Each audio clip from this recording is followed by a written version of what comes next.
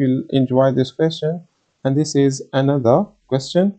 So here are some graphs. So we have different shapes, and we need to find out which graph belongs to these shapes. So there are three equations. Write down the letter of the graph that could have the equations y is equals to x squared minus 4.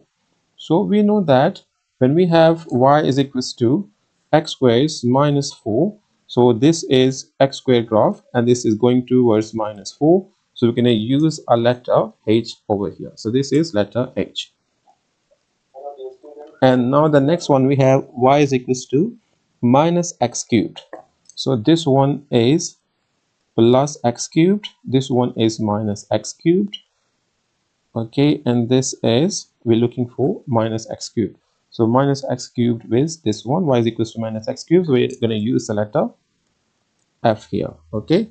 So the next one we have minus 5 over x. So minus 5 over x is this one.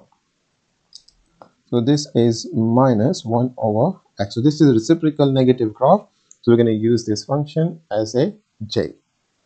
So this is also 3-mark question, and I think if you know the basics shapes with the equations, so you will